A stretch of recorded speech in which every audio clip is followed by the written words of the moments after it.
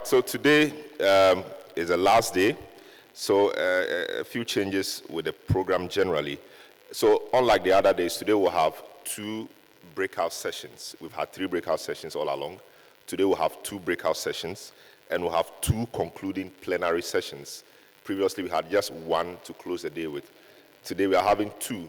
So we have 2 breakout sessions, then we have lunch, and then we come back here, not back to the breakout rooms. We come back here after lunch, do a plenary, and then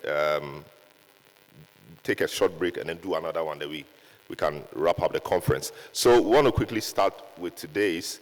And so the first session will be on strategic purchasing for UAC in Africa, engaging stakeholders to effectively implement strategic purchasing approaches that reach all levels of the health system.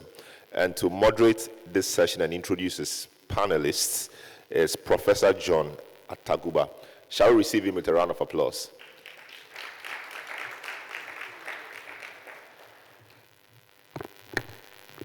Thank you very much for the warm reception.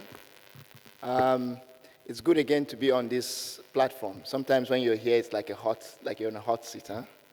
And the hotter it gets, the quicker you want to get out of it. Good morning, everyone. This is John here, your captain speaking. Just fasten your seatbelts, and we're in for a good ride, but not a bumpy one, I tell you. Okay, and the reason why I started with that is sometimes you may not be sure where you're going, okay? And that happens very often until you realize where you are. There was someone who suddenly just boarded a plane, and he was leaving Accra to Kumasi. And she felt confused. Oh, am I in the right plane? Oh, yeah, I'm on the right plane.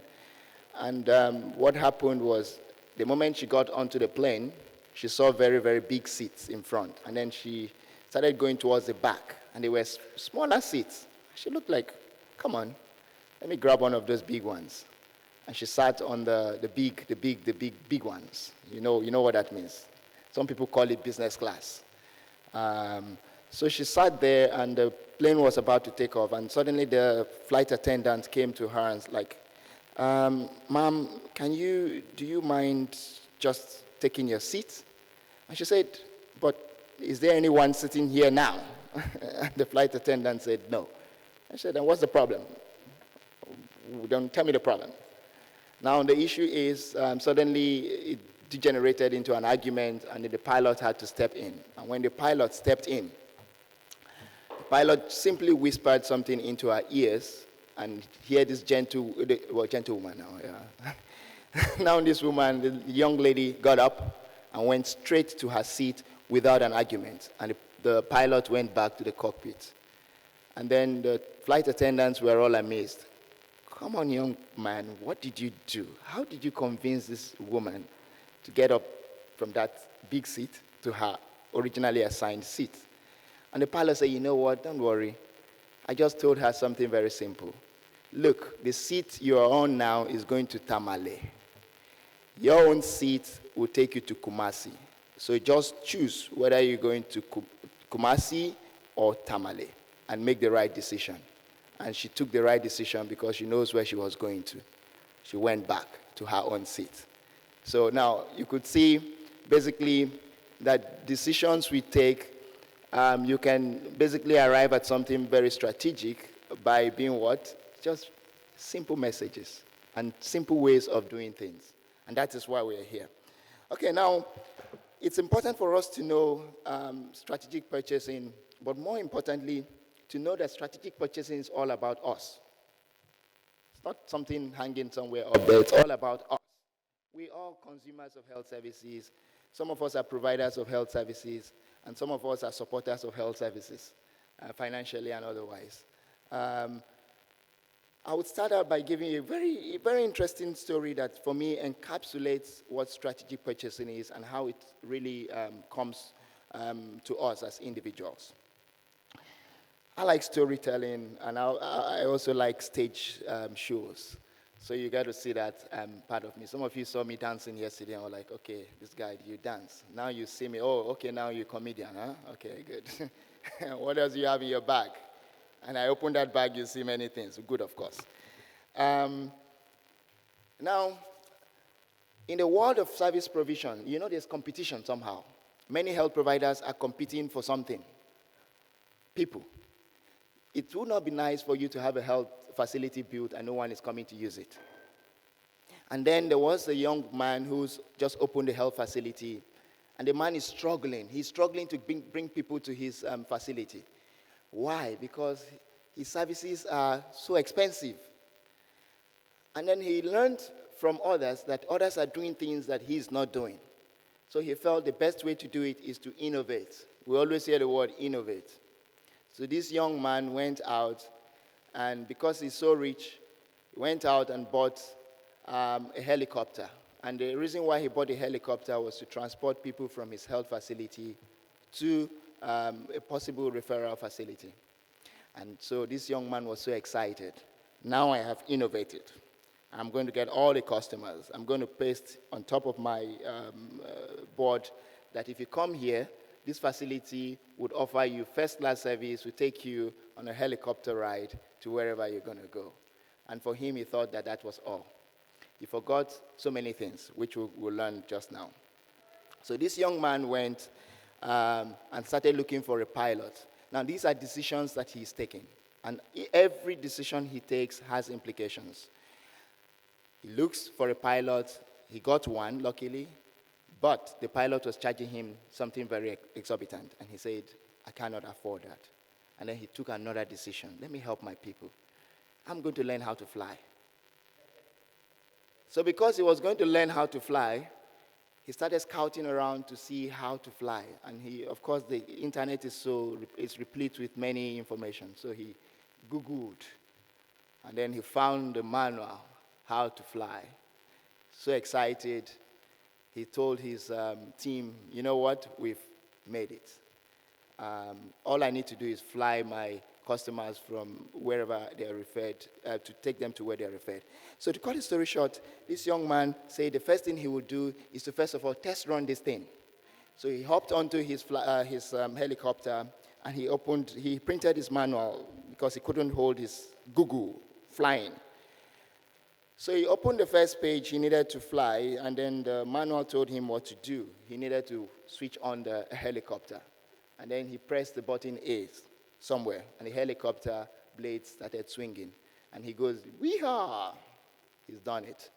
Then he flipped to the next page and said, well, I just need to lift this helicopter. And he was told to simply lift a lever that is on his right. So he lifted the lever, and then the helicopter took off. And he was so excited, so easy to fly. Oh, is this how easy it is to fly? Good. And then he kind of stabilized somewhere in the air there, and he was going and going and going, all in a bid to help his customers or his patients.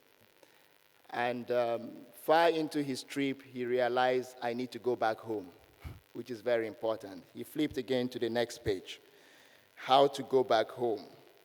This manual will allow you to turn 180 degrees, for those of you who know basic mathematics.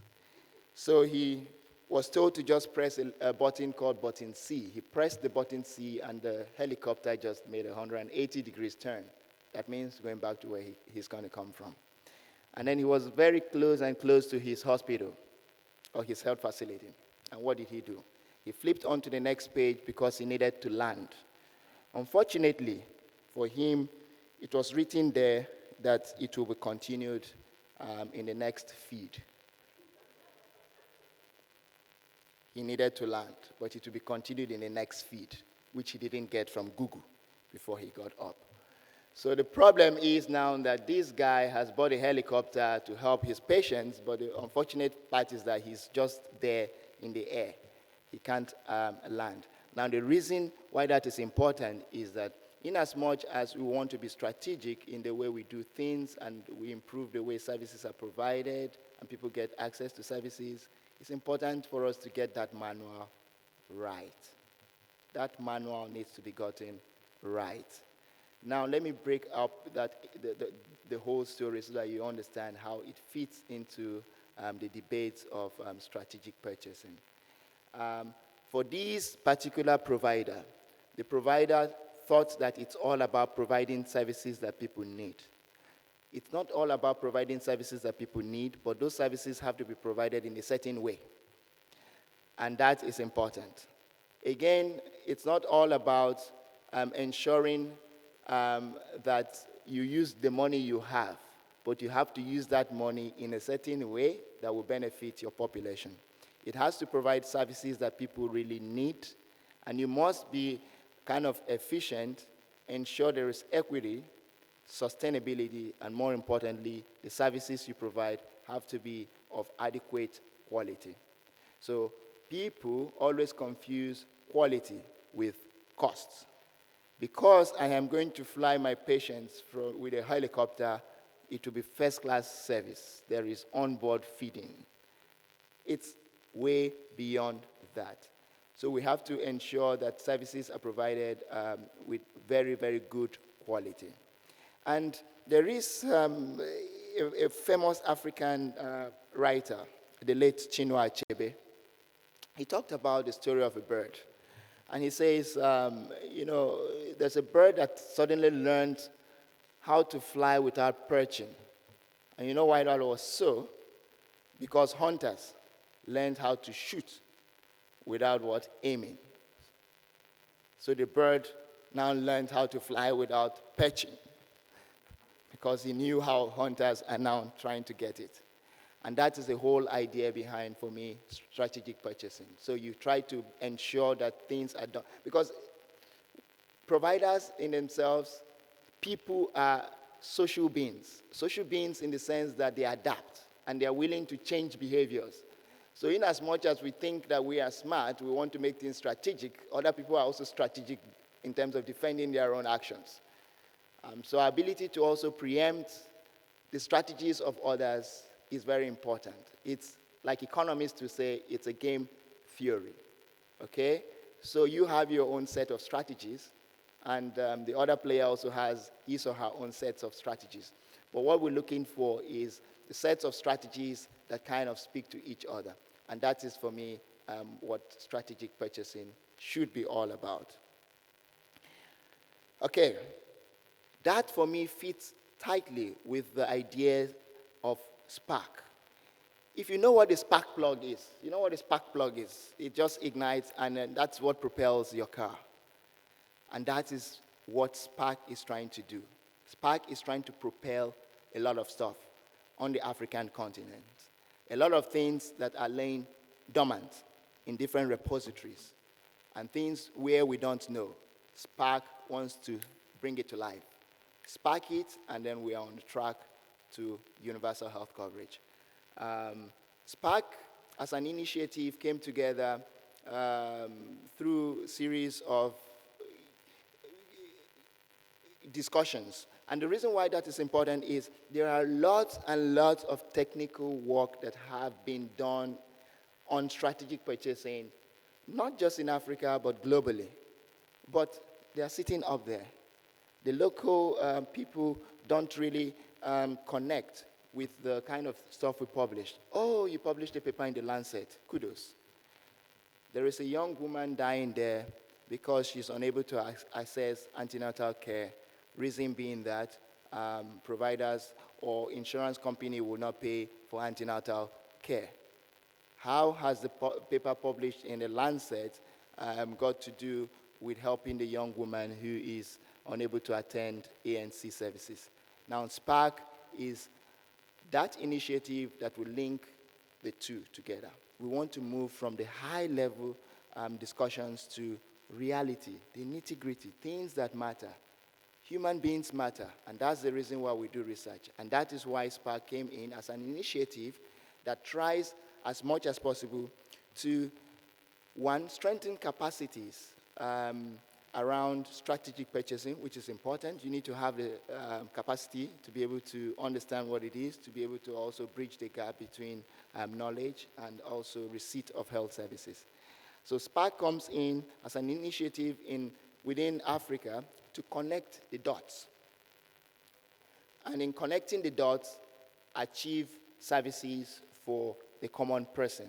Any other person. I'm also a common person, so it's not a different kind of person. And also to have a collection, a repository that people can run to. They are like people you run to when you need help. We need help with trying to design a purchasing, how providers are being paid. Spark, can you help us? And Spark will be able to say, well, you know what?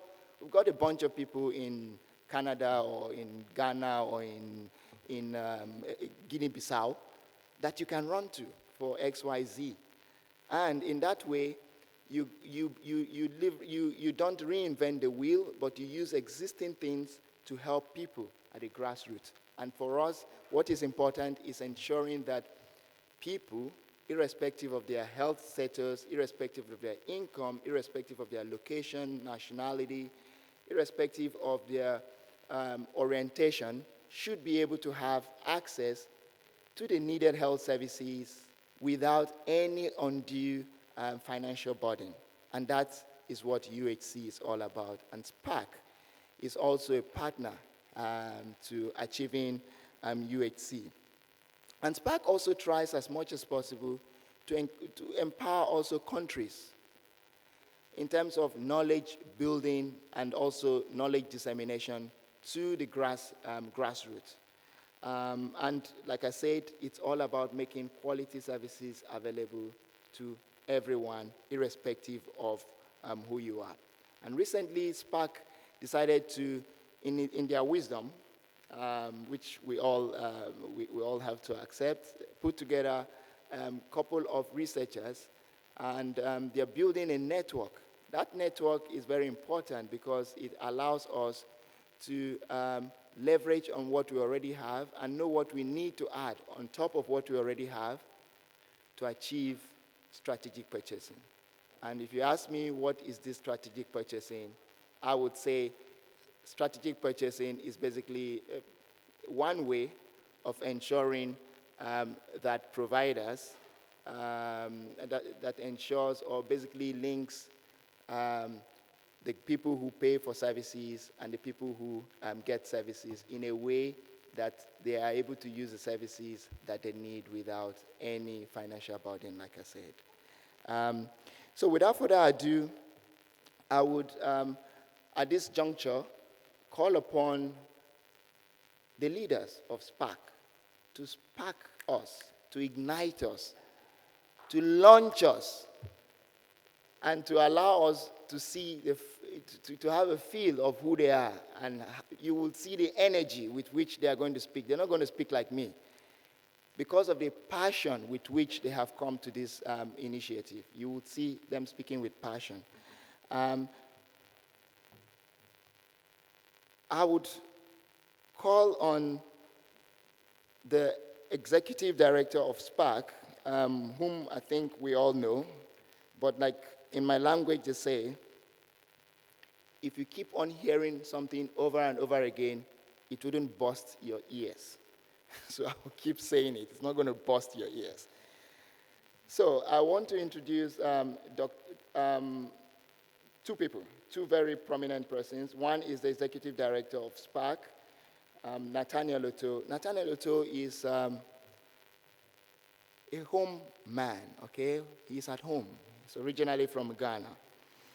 And he is a well-known public policy expert globally, and he advocates a lot for UHC. And he served as the first steering group convener of the Joint Learning Network. He has served in various capacities within government here in Ghana, and has also decided to expand beyond Ghana to Africa, and who knows, globally in the coming future.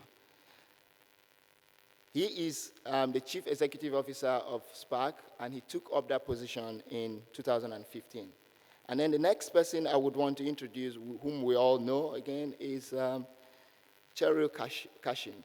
Cheryl is also a name that we all know if you're dealing with strategic purchasing. She's a fellow health economist. She's got several years of experience, over 20. And she's been involved in so many implementation of health financing policies across the globe, particularly looking at low and middle income countries.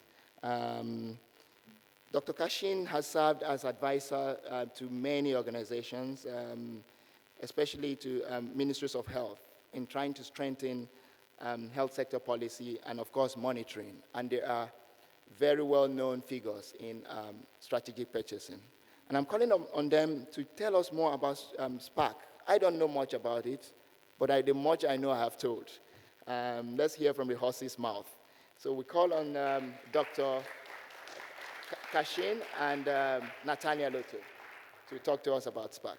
Thank you so much. I think yesterday there was strategic partying.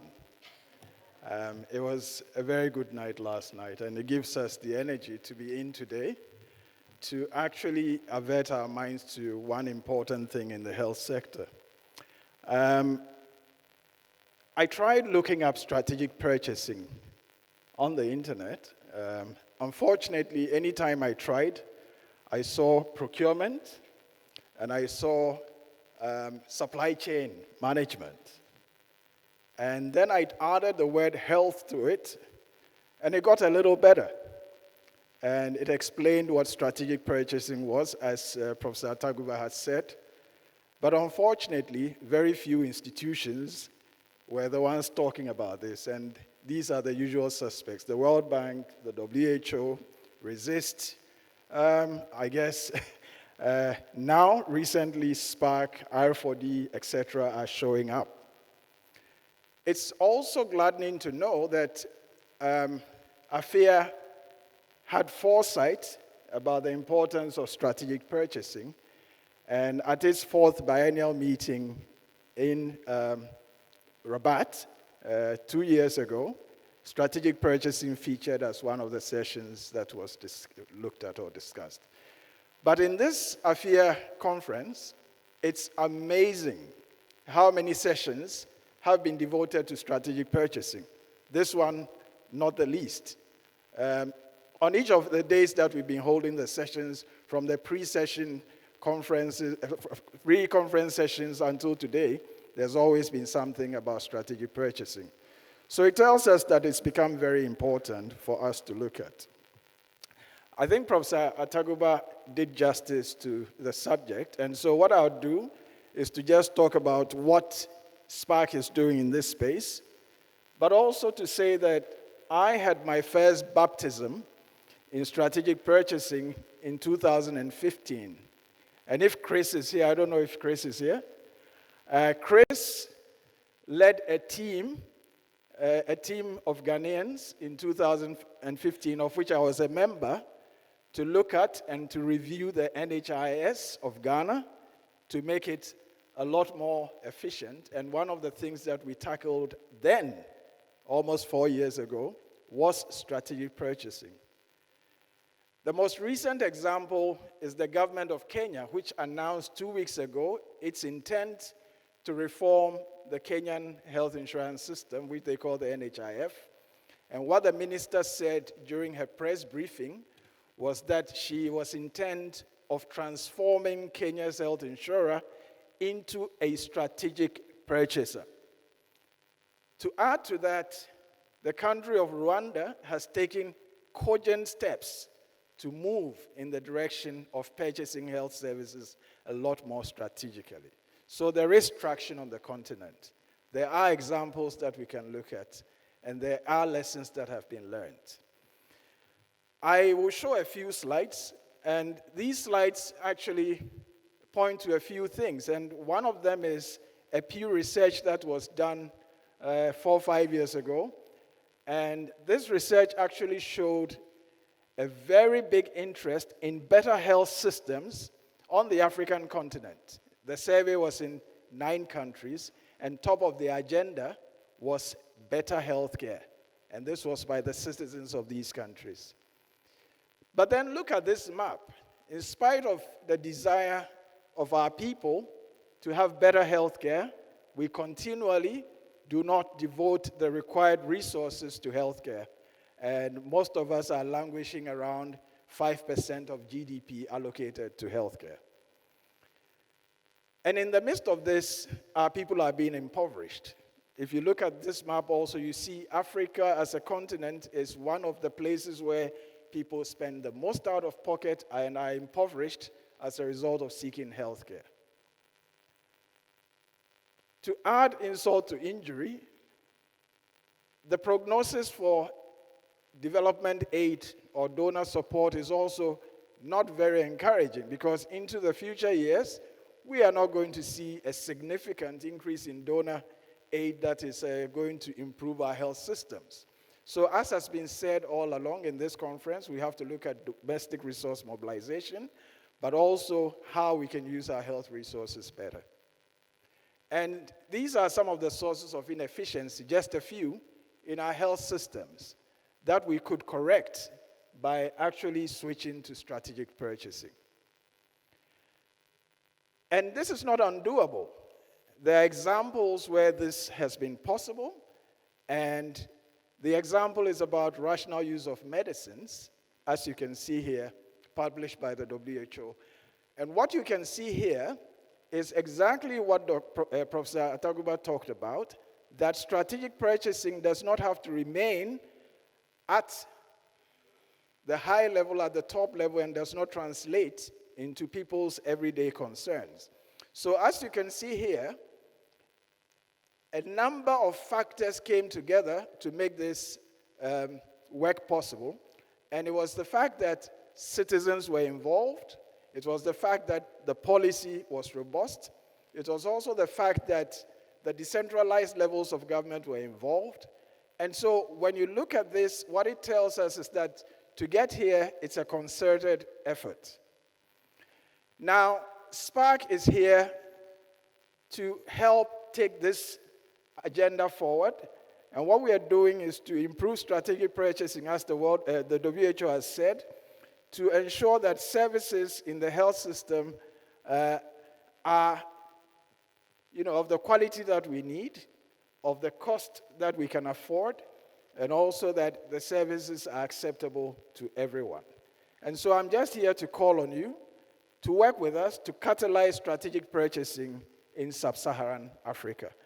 I'll hand over to Cheryl to speak to the rest of the issues, but just to say that the approach that SPARC adopts is, one, to actually identify countries in need and to match them to experts, and also to build a community of experts that are able to support strategic purchasing on the continent, and finally generate knowledge which we can share for countries to have stronger systems that are more efficient. Cheryl, just continue.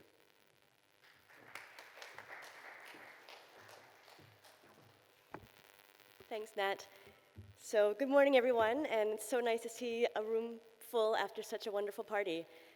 In this new role, since SPARC has started, I've been in this uncomfortable position many times now of having to speak after Nat. And today it's further worsened by having to speak after Nat and John. So I'll do my best.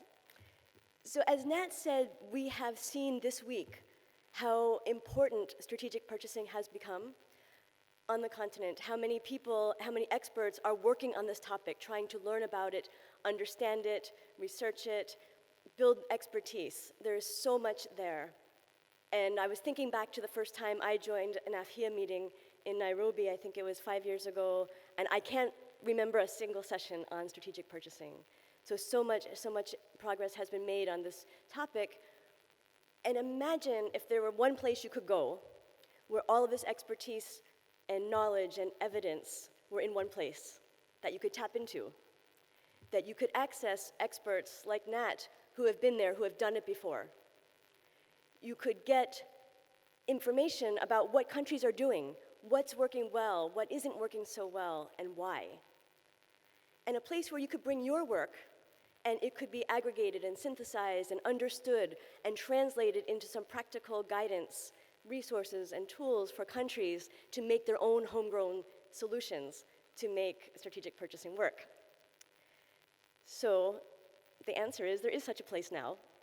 And this came about because the Bill and Melinda Gates Foundation saw the importance of to strengthen health systems, the importance of getting better practices to make better use of resources.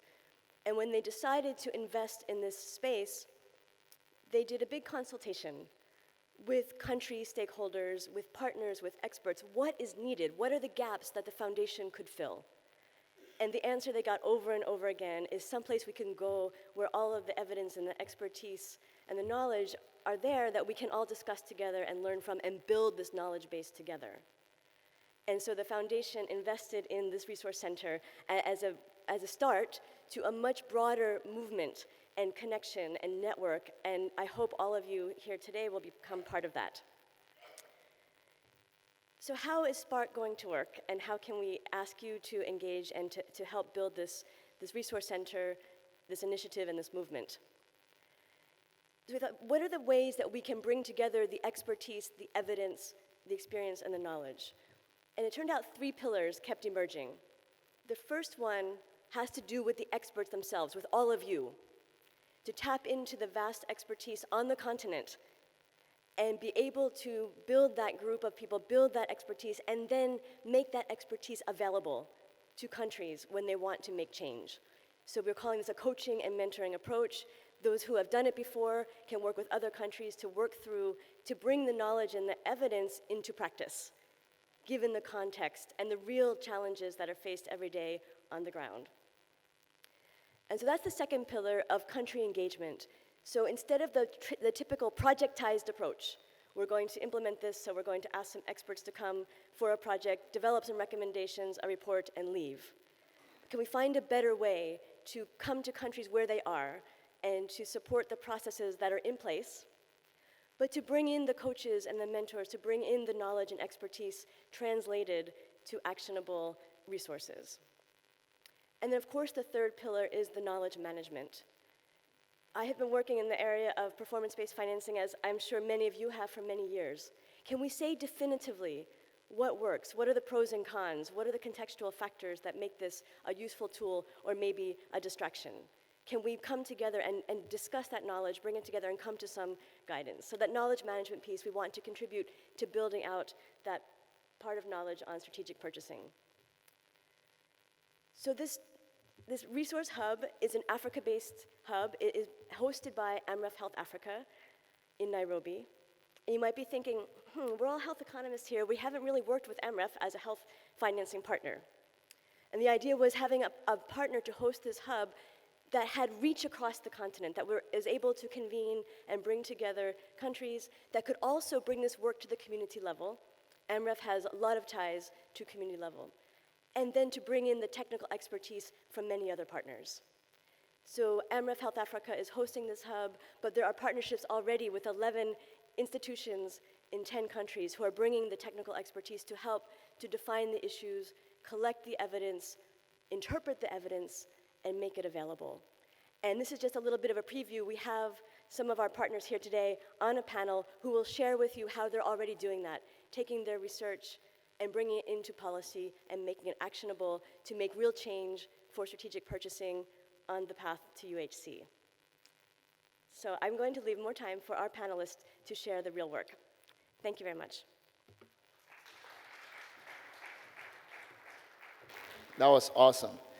You see, I told you that we're going to have a spark. If you see what's on the board, on that diagram there, you could see something sparking across Africa.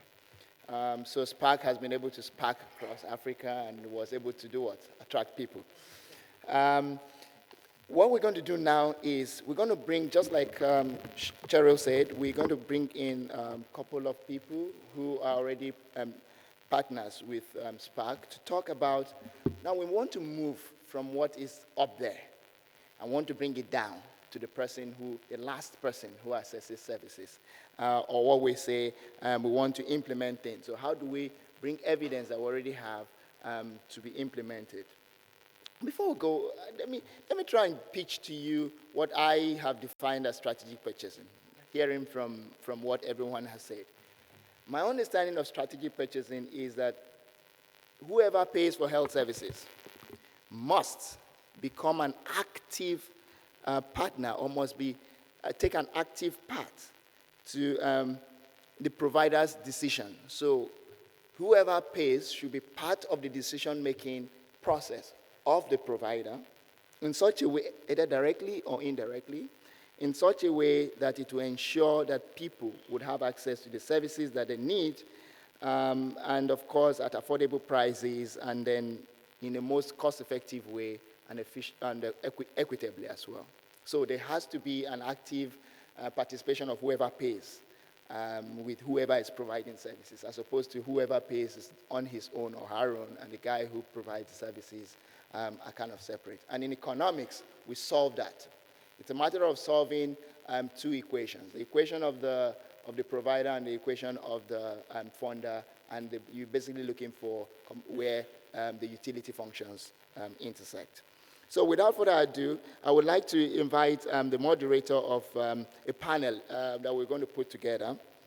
And he's no person other than Oludare Bodurin. Oludare Bodurin is, also a colleague and a countryman from Nigeria. Like you always say, wherever we are, we know, because we shout as loud as a lion.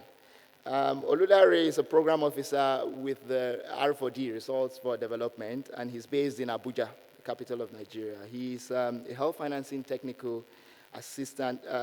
He works with the Health Financing Technical Assistance Project, and he is basically assisting the federal government of Nigeria. And he has expertise in health insurance and health budgets. And he has over 5 years' experience working on these issues, especially looking at strategic purchasing to deliver quality health services in underserved populations. That's what I want to underscore, underserved populations in Nigeria. So come onto the stage, Oludare.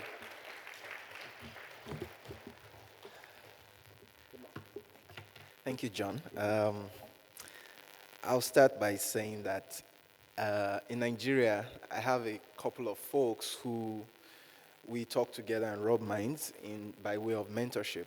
And one of them last week asked me, why is it that I never meet you and there's no time we talk and the word strategic doesn't come out? Every time. As a matter of fact, if I analyze 5 lines of your words to me, the word strategic will come up. And I couldn't give an answer that will explain. You know those kind of answers you give that confuses you more than the question. That's what I gave. But I wish she was here today, and then she would understand that I am just I'm probably being conservative about the use of the word strategic, because within the last 30 minutes, I think the word strategic has been out as many times as I can count. But I think that underscores the essence of why we are here and why this discussion is important, about the fact that what we do is we have done a lot of work, but it's important for us to think about how we do what we do. And our discussions today, as I invite the panelists, will center on how we translate evidences that are generated into actual implementation or policy making activities that will actually lead us into purchasing strategically, where we can bring the discussions of strategic purchasing down to where purchasing really happens, and we can see the strategy that we have designed in the activities of purchasing. So without further ado, I would invite our panelists. The first on the list is a lecturer from University of Rwanda, Public Health, and she's going to be talking to us also about examples of how strategic purchasing how evidence is gathered has linked to policy making. Please welcome with me Umuhoza Stella Matutina from Rwanda.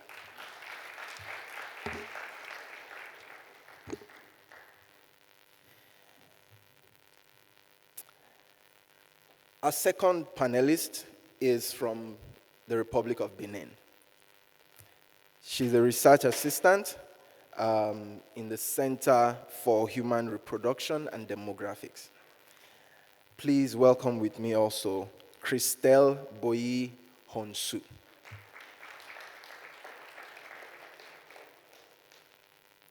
And from Burkina Faso, we have also a research assistant from Nuena Health Research Center. Welcome, Chalmaine Tapsoba. I hope I didn't murder the name. From Tanzania, we have a lecturer from the University of Dar es Salaam, from Department of Economics, Otieno Osoro.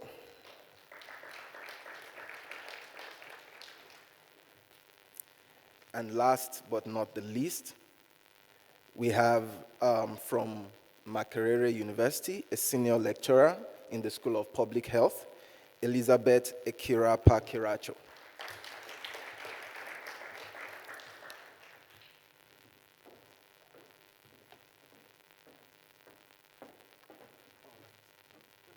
So basically, first of all, we will take a few sessions, a few minutes. Each of the panelists will share with us some experiences that they have had, especially in the area of translating evidences gathered in the area of strategic purchasing into actions in policy making or direct implementation. I'll start with Stella Matutina. We know that Rwanda has made a lot of efforts systematically to generate evidences locally and bring it to policy process. Would you like to share with us some of those examples as to that handshake between research and evidence gathering and policy making? Yeah.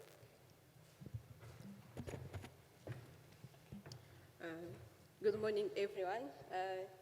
It's a great honor and pleasure to be here and to have this great opportunity to share with you the Rwandan experience with regard to the use of evidence generated locally and bringing it into policy and practice at national level and subnational levels. I will share with you about 3 experiences where we have seen interaction between policymakers, researchers, development partners in Rwanda to push forward to evidence-based implementation and practice. I would share first the Rwandan experience about several health sector reforms that happened after the devastation of the Rwanda health systems. And one of them includes the implementation of performance-based financing. Though there have been a lot of negative voices about these mechanisms, health financing mechanisms, in Rwanda we have been able to maintain and sustain the financing-based financing because we have been able to generate relevant evidence gathered locally, and this has been possible because there have been interactions between researchers, policymakers throughout the entire process. We have been involved in the design of the PBF, involved in the implementation, and also in the evaluation. By this experience, data gathered through rigorous impact evaluations have helped the country to mobilize, to pilot, and also to scale up the PBF, but also to mobilize additional resources to finance the mechanisms, not only from international organizations, but also from the domestic pocket. The same with CBHI, community-based health insurance. The School of Public Health has been involved through the entire process, from the piloting, by providing evidence that show that it can work. We have been able to scale up the CBHI, and today 85% of Rwandan population are covered by the scheme. Another experience I would like to share is how these national partnership and collaboration has been now translated to the local subnational levels. With the leadership of the Minister of Health, now we have, the Minister has established a district challenge fund where today data locally produced by frontline workers are used to improve service delivery. So what happened is that provide that local level is linked with the research at the School of Public Health to address some of the major challenges faced at the lower level. Finally, I would like also to say that today we have a policy discussion on how can we sustain the CBHI and how can we secure primary health care for all. With keeping that in mind and having that close relationship between policymakers and researchers and other key stakeholders in Rwanda, we researchers, we should be proactive and be able to generate evidence and best practices from other countries. And we hope that we'll be able to help Spark to push forward strategic purchasing in Rwanda by providing and gathering experiences and good practices from other countries. Thank you very much. Thank you, Stella. So I'll turn over to Christelle. So we know that, I mean, Stella has given us some kind of experience that makes it look like it's all a good flow between researchers and policymakers. But we know that in reality, in most of our countries, this may not necessarily be so.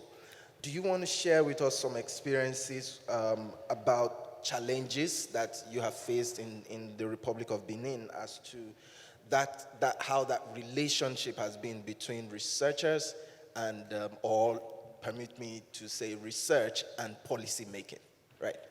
Thank you, Dari, for your question. I will continue in French, so please wear your headphones.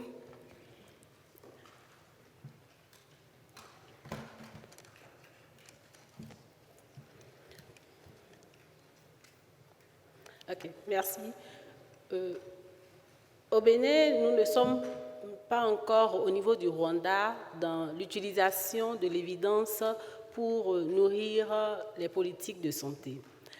Il y a une volonté politique qui est là, et cette volonté se manifeste par la mise en place d'une plateforme où les décideurs et les chercheurs se rencontrent pour dialoguer.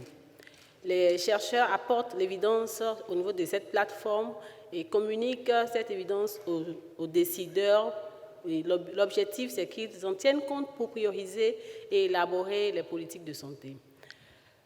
Mais dans la réalité, lorsque le Bénin veut élaborer une politique de santé, on fait appel à des consultants.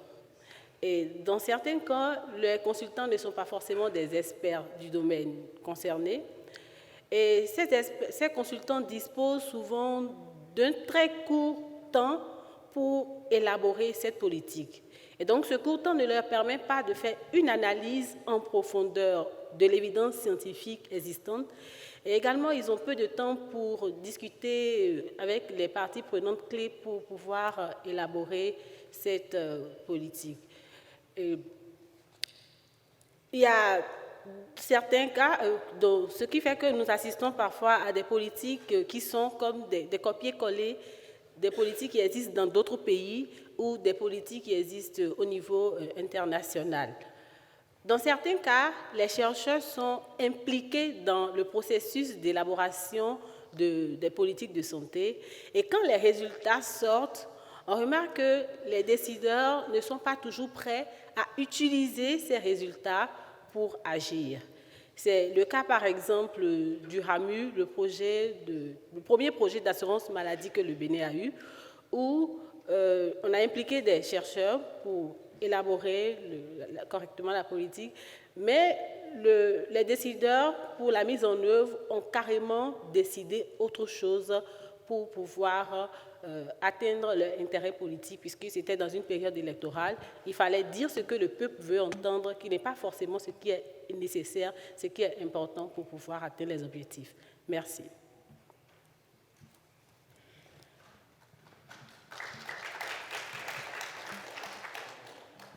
Thank you, Christelle. I think we would come back to some of the questions that your presentation has raised, basically, and I think this brings one word to my mind: legitimacy and respect. How do we build that respect? Maybe it's probably not more of legitimacy, but respect in our domestic institutions and the evidences that they generate. But quickly, I would turn it on, of course, to Charlemagne. There is also the political economy aspect of actually translating evidence to action. Can you share with us some examples in your country as to how getting evidence into policy making has been successful, leveraging on political windows and political situations in your country? Yep.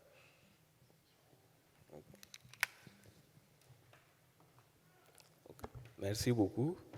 Je suis vraiment heureux en tant que francophone, de partager cette plateforme qui n'est pas habituelle.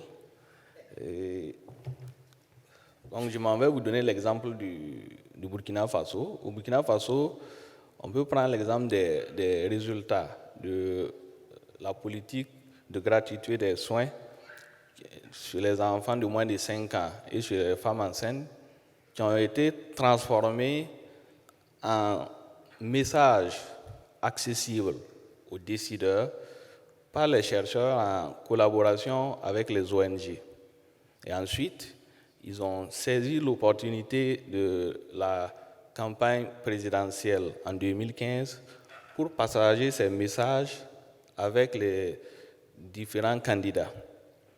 Et c'est ainsi qu'ils ont pu convaincre le président actuel, qui était candidat à ce moment, qui s'est engagé à adopter la politique de gratuité des soins chez les enfants de moins de 5 ans et chez les femmes enceintes, si toutefois il est élu. Bon, c'est ainsi, comme il a été élu, que la politique de la gratuité des soins a été adoptée et en cours de mise en œuvre au Burkina Faso. Donc on voit par là que les évidences ont pu influencer non seulement les politiques au niveau du Burkina Faso, mais également on voit que ça constitue une base de données probantes pour nourrir les discussions au niveau global sur la levée de la barrière de l'accès aux soins en lien avec le financement. Merci. Thank you very much. You've touched on something that is personally of interest to me. I think most of our countries are not too far from the kind of country I come from, where politics is very, very, has a lot of influence on even technical issues and areas of social impact. And I think this is an example we would get to extra a little more after some of our presentations. Otieno, so I know that Christelle talked about the fact that governments would like to probably invite international consultants, and probably rather than listen to research institutions in the country. But I do not think that is also to say that the role of development partners can be underscored. Would you like to share with us some examples as to how the support of donors has been used to actually harness, really to support research and make sure that that research is in line with policy agenda? Okay. Complex question, short time. So I'm trying to be strategic with my time management to get the best result. Now, we know that strategic purchasing is about being smart when purchasing to achieve maximum outcomes. So it implies that being smart needs analysis, analytical products to support the decision-making, the smart decision-making. So in Tanzania, we've had a long experience where we've been having consultants, researchers, focusing on some topics, producing analytical products, but there's a problem of failure of the analytical products being integrated into the policy process because they have to be integrated to be useful. So recognizing this, there's a current project in Tanzania, it's Public Sector System Strengthening Project. It realized this problem that there was this mislink between policy and analytical products. So the project decided to be strategic in linking with policymakers to integrate the analytical product into the policy process implementation and so on. So what they did, they signed with a MOU with the ministry involved with local government, which owned the facilities. The aim was to give leeway to the government to identify the interventions, and then the project would support it. So thereby, the analytical products, the analysis, the research, would be targeted towards supporting the government interventions. And an example, a typical example which just started recently is the direct facility financing, which began in 2015, 2016, whereby the project did the groundwork, the analytical groundwork, and finally the government established direct facility financing. Then after establishing it, it was discovered that, anyway, they jumped the gun a bit because it was after an election. Then the government decided to do something 2 months after being elected, but there was no groundwork in terms of facility reporting system. So the project went further on to develop a manual and also a system to record the transactions and so on and so forth, and also went further to train the facility users, the facility managers, so that everything would go on board and everything would click well, so that once the government took the money to the facilities would have the capacity to actually manage the funds, to plan, and to use the funds accordingly to purchase the things they had identified. So a lot to say, but I have to be strategic and manage time, so I'm in there for now. Thank you. But I think you pointed out something which will help me turn that over to Elizabeth. I hear you mention that there was an MOU signed with the facilities. I think something that's also important for us to think about, and I think when Nat and Sherry were presenting, talking about bringing strategic purchasing, from the top level down to every step of the value chain where purchasing decisions are made, and that is up to the providers. Elizabeth, you have some examples of partnership between researchers that goes beyond just evidence generation and policy design, and even provide analytical support through implementation. I think it would be good to hear some of those examples, because we're going to come back to also asking the question, how far should researchers go in the continuum of designing and implementing strategic purchasing initiatives? But I'll let you share some of those examples in Uganda as to how research has moved beyond evidence generation into policy making and even supporting implementation. Yeah. Okay, thank you. I'll draw from the example of results-based financing. In Uganda, we are currently piloting this in 70 districts, and I want to liken it to cooking a meal. Often what happens in many countries when you're preparing to cook the meal, in this case the meal is purchasing services using results-based financing and paying providers using that method. So often the policymakers will come together and put together the ingredients that are to be included in the meal, and then they'll pass it on to the implementers and they'll cook the meal. And then the researchers will come after the meal is done and they'll test it and they'll say there's too much salt in here, the jollof rice is too spicy. So what do we really want to have? The example in Uganda, when we're developing a framework that was going to guide this implementation, Ministry of Health, with the support of the World Bank, was able to bring together researchers who had implemented results-based financing in Uganda and who knew some of the constraints. So we brought our experience, we brought the experience of the implementers and the evidence we had. It also brought together the implementers and the policymakers themselves to discuss and come up with a framework that we felt was locally relevant in our context.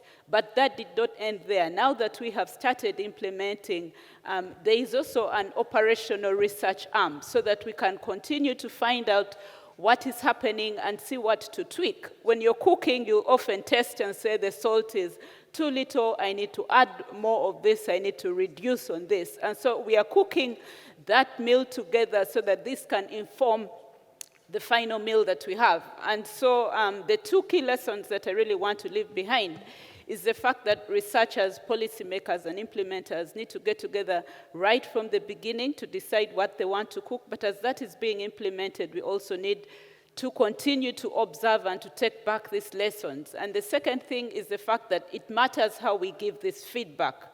If the feedback we are giving is always critical, it may not be taken, it may not be received by the policymakers. And so we need to make sure that that feedback is palatable, that feedback is helping the policymakers, helping the implementers to cook the meal that they want to cook and they want to provide. But this is just not going to happen automatically, and that is where the challenge is sometimes. It means that the researchers need to actively look for opportunities to inform what is happening in their country. They need to look for opportunities to get funding for that. And the policymakers also need to look for opportunities to engage with the researchers. And certainly this is going to call for funding. Often we rely a lot on funding from external partners, but this is the kind of funding that should come externally, and we are grateful for initiatives like SPARC that are availing that, but it should also come domestically from the countries themselves to facilitate this kind of relationship. Thank you. Okay, so I don't know what we will talk about, what we wouldn't use to describe strategic purchasing, from helicopters now to cooking meals. Well, I guess there's no end to how we need to describe strategic purchasing to ensure that the population who are the end victims or victors of our purchasing activities, however strategic they are, can understand what we are trying to do. Can we just give a round of applause to all our panelists again? Very, very great insights there. Maybe I can just punch out a few key messages, which are not necessarily descriptive or prescriptive, but some of them are questions for us to answer. And this is the point where we end here, but we are going to invite a new set of panelists, and that is you, sitting right in front of us. I think a couple of questions have been raised here. One that I find very important is how we institutionalize evidence generation and translation within our government systems. And that brings out something that's also very dear to my heart. And I'll save that for the last. But I think another thing we have seen here is also around how do we ensure that policymakers recognize the place of researchers? How do we ensure that policymakers recognize the place of evidence generation? We have heard in several examples where, in some cases, policymakers design the policies, and then they go talk to researchers and give us the evidence that supports the policy we are designing. And sometimes it looks like that is walking back the clock. But that also speaks to the fact that, what is the place? How do policymakers begin to see the essence of using evidence to drive policy making? Another point that has come out also is how do we ensure that evidence gathering and translation aligns with the agenda or the direction of policymakers? First, and that is also looking particularly around the political will. How do we ensure that we key into the political will and the direction of even the politicians who more like oversees these policymakers, and ensure that our research works are aligning with where they think they should be going, either in a way of trying to say, maybe you should do it in a different way, or this is the right way to go, and this is the evidence that backs it up. I think Elizabeth and Otieno also mentioned something that I had started earlier, is about the fact that how do we ensure that discussions around strategic purchasing does not stop at research institutions, policy-making bodies, but up to implementers to the last level.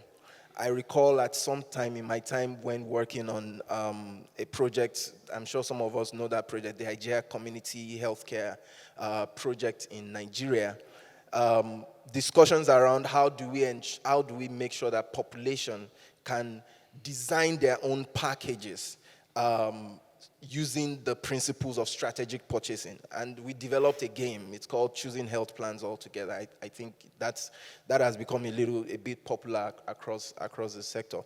How do we ensure that discussions around strategic purchasing go beyond all of us here who know how to speak the strategic English to those people who would use it and they don't even know how to speak the English? And finally, back to my sweetest spot. A lot of our research works and evidence gathering efforts have been funded internationally, which has been very good. We really, appreciate that support. But I think, like John likes to quote a lot of adage from our country, it's what you own that you fund, and it's what you fund that you own. How do we begin to build domestic resource mobilization how do we begin to generate resources domestically to fund evidence gathering? How do we begin to get our government to begin to see funding, to begin to see evidence gathering as a strong point that can even get into the budget line? I like what Stella had said about the research fund that is already bringing up in Rwanda. I'll stop here and turn it over to John, who would facilitate the next panel session in which you are all the panelists. Thank you very much. Yeah. Thank you to all our panelists. Yeah.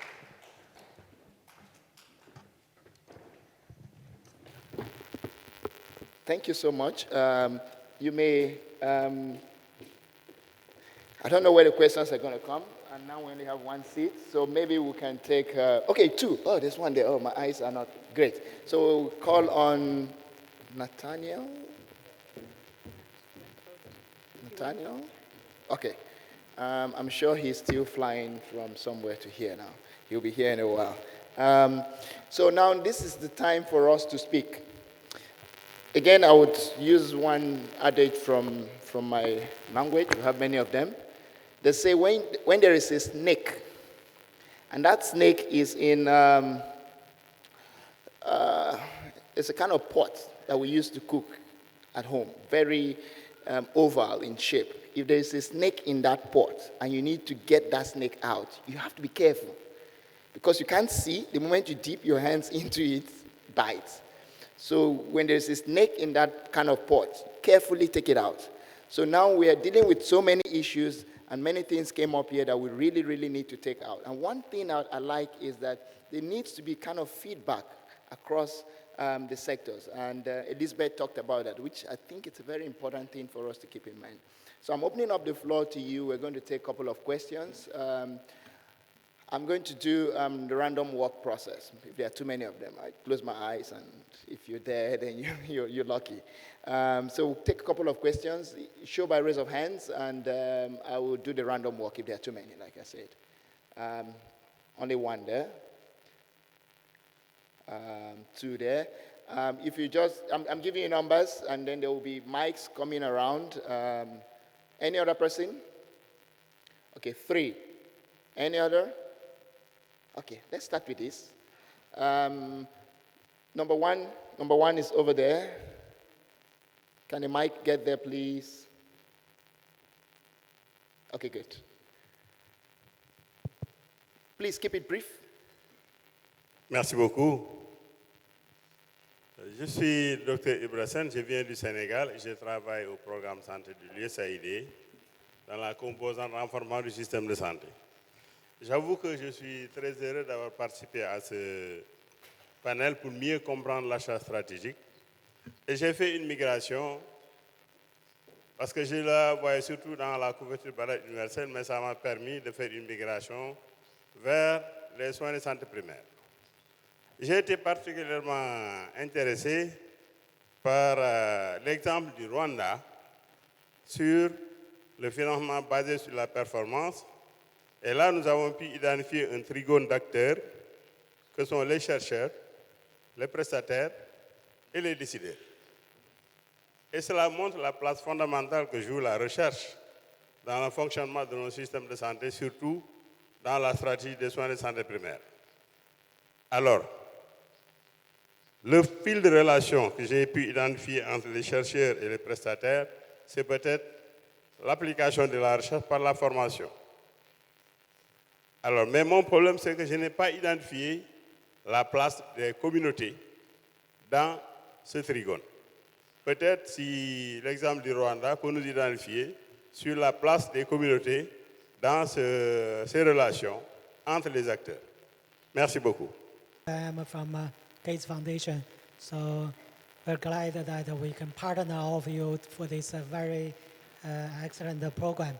I do have a question because in terms of this strategic purchasing, we know global community always want to create new terminologies, right? We've been working on this issue over 30 years, and it started with health reform. Then people feel it's lose the fashion. Let's change the name to health system strengthening. And after a few years, and say, oh, no, let's change another term, which is called performance-based financing. And then afterwards, we're talking about something else. And people has been doing this for years. My question is, what's the added value for you by calling it strategic purchasing, or it's just something you continue to do? And what's the key in that new concept? Because we don't want to get the people confused. Say, what I have done in the past is not strategic. I did the wrong things, but in fact, I already did that for over 20 years or 30 years, right? Added value. It's just the name or brand, or it's the specific contents of that specific area. I'm challenging myself because I knew it's founded by us, but I want to get a more answer on that. For me, I think despite the fact that the design and the implementation, there have been a top-down approach. But at a certain level, we realize that we need to make sure that the community is aware. And one way we have done it, we have done some qualitative data collection to make sure that the quality of services is also improved. Because most of the time, you may be willing to increase the uptake and use of healthcare services, but also you have to cross-check with the community whether the quality is also achieved. And in my context, we have an accountability mechanism which is very strong, especially on the ground. We have performance-based contracts between the President of the Republic and with the ministries. And the minister also signed a performance contract with managers of facilities. A manager of facilities signed a performance contract with service providers. So, and also at the same time, we have an accountability day at facility level where we invite citizens and clients to come and challenge the quality of our healthcare services. Through those channels of engaging communities, through accountability days, through qualitative research, we have been able to engage actively the community. Again, on top of that, we have a very strong community program, community health workers, which also serve, that contribute kind of linkage between providers and the community. So I think we have been able to engage the community throughout the process, by determining clear targets and indicators, and we have been able to also to engage even not only providers but also political leaders at subnational level. Thank you. J'aimerais répondre à la question, à savoir quelle est la valeur ajoutée. Bon, quoi dire aux prestataires, quelle est la valeur ajoutée de l'achat stratégique? Moi, je le dirais en une phrase, simplement aux prestataires pour qu'ils puissent comprendre, c'est de lui dire qu'avec l'achat stratégique, il va avoir plus de résultats avec les ressources actuelles qu'il a. Un simple message. I think I would want to call on Cheryl first to follow up on that. What do you think is any value added in strategic purchasing? Thank you. Thank you for that hard question, Hong. What is the value added? And I share your concern about the flavor of the month. What is the new fashion, the new fad? I think the opening plenary brought that issue up. And I think the term strategic purchasing, if I were to be honest, is a little bit unfortunate. It's very jargony. The idea is very correct, though. And so what I think the value added of looking at it in this way, one is that it gives a systematic framework so that all of the decisions that countries can make, that governments can make to make better spending decisions are laid out and clear. So you don't miss any opportunities to be strategic. And so that framework and that way of talking about this, I think, is helpful. And also for researchers, it gives you a common framework to add to the evidence base in a way that can be more easily interpreted and translated by the countries into policy. But I share the concern about this, and I hope it's not seen as a flavor of the month. It's just doing policy well, making the best use of resources. So maybe simplifying the language is the issue. Want to add something to that? I'm sure you caught up with the discussion. No, I had to just pop out to do something, still in the interest of strategic purchasing. Oh, good. But to say that if you've ever done work, especially in terms of policy, and you have to write, say, a cabinet paper, one of the lines that you have to address is how the proposed policy brings about efficiency. And so the discussion of efficiency is not alien to anything we do. It's just that we are highlighting it a lot more because it's taking second place or probably third place to a lot of issues. And jargon sometimes, as Cheryl said, can be misleading and call it whatever you would. But I guess sometimes even the description strategic purchasing is a lot off-putting. I remember a discussion in Nairobi a couple of months ago where we had to talk to doctors about strategic purchasing. They were like, "You mean now you're going to purchase us?" So I guess what is important is what does it entail and what value does it bring to the process of assuring healthcare to our populations, and I think that is what we should be concentrating on. Secondly, it seems that a lot of the play has been really at the meso level, ignoring people and what is the use of this to people.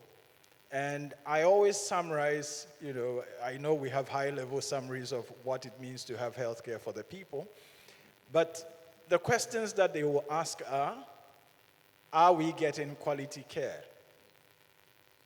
Is it impoverishing us as we seek that care? Do we get the respect that we deserve when we seek health care? And also, are the services available at all? These are the questions that our populations ask. And it's for us to be able to translate and work with them to ensure that we give them the answers they deserve. And secondly, to frame it again, sometimes it's like you make the policy up there and you just shove it down to those who are, at the various levels. And here we talk about levels because there's the national level policy making, there's the sub-national level policy making as well, but sometimes, there is implementation supervision, and then you come to the healthcare facility itself, and what does it mean to the facility that is delivering care, and what does it mean to the population, and what are the interventions of, civil society, how do we leverage information, communication, change management, and all those, tools and levers are all important. Thank you very much. Yes. Okay, you can keep it. Yeah. I'll give opportunities to the remaining panelists who, if you have anything to add. Okay, thank you. I wanted to add one question about what value does strategic purchasing bring? And I think we are really trying to get more health out of the money we pay. And quickly, I want to relate this to the food example. At the moment, in many of our countries, we are just cooking food for everyone to eat. We are providing cooks, providing rice, salt, everything. But when you look at the population, there are those who are malnourished, there are those who are obese, there are those who are pregnant. Their needs are different. And strategic purchasing is really saying you're going to get more value out of your money if you understand the needs of the obese person and the malnourished person, and you organize your resources and see how best to provide the right food for each of those people. So it doesn't only focus on performance-based financing, but whatever money you have, how can you use it more strategically? Okay, I'll just add to this question of the relevance of strategic purchasing. We should focus on the idea. The idea is to maximize health outcomes, benefits. It's not about just changing your purchasing methodology or method for the sake of it. For instance, if you're using blind budget item and it's effective, it doesn't mean you change it. But if it's not effective, it would be naive to continue with it when you have other methods. So you don't have to change. If you're doing fine as you are, stick with it. So it's the maximizing objective. It's not changing for the sake of it. Right. This is very interesting. And for the sake of time now, we will be unable to... You have something to add? Okay. Oh, sorry. Yeah. You can add. Juste pour dire que c'est une manière également de prioriser les services à fournir dans nos pays où nous dépendons... Oh, sorry. Dans nos pays, nous dépendons encore de financement extérieur. Donc, ça permettra de pouvoir judicieusement utiliser les fonds que nous avons à notre disposition pour atteindre le plus grand objectif. Merci.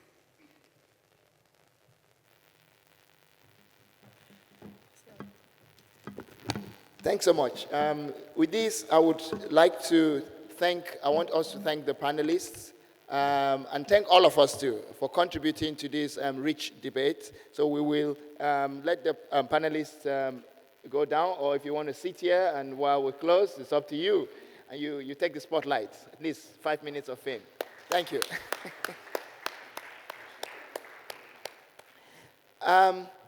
We have learned a lot. I have learned a lot. I always learn a lot. And we have been able to show different sides to strategic purchasing. And I like the idea of cooking a meal. So when I go home, I will start cooking meals. And Elizabeth, I'll ring you to give me the recipe. And I also like the idea of Dare always using strategic in everything you do. I think you need to go and take a course in strategy. So basically, to sum up what we have talked about here, a lot has been said about strategic purchasing, and some critical insights have been given. Some people even challenge the term strategy, or the phrase, sentence, word. I'm trying to remember my English. Strategic purchasing. Now, we have come to live with it. So the term, basically that's what I've just gotten from what we say. Well, we have it already. We can't now at this stage say, let's change this thing and call it something cooking. And then we now again come tomorrow and like, why did we call it that? And then we'll keep changing it until nothing gets done. So now let's take take it that we already have strategic purchasing, or some people call it active purchasing, okay? So if you don't like strategic purchasing, maybe you want to use active purchasing, okay? Maybe that would help. And what it means is basically ensuring, as much as possible, that whoever pays for services is following that money, okay? Just keeping an eye on that money as it moves down to the person who gets the service, and ensuring that the person who really needs that service is the one that gets it, and he or she gets that service in a way that is affordable and the best quality and efficient, and all the good stories we know about how services should be. And we also learned a lot that there is political economy to strategic purchasing. There needs to be some buy-in. If there is no buy-in, it's very difficult to pass. And the buy-in is not just at the high level we know. Everyone has to key into it, whether it's the implementers or even the last person there who gets the service. From what we've heard, they all need to key into it. It's not, if a particular service is meant for an obese person, that service, the person needs to key into it. If it's meant for a diabetic, he or she needs to key into it.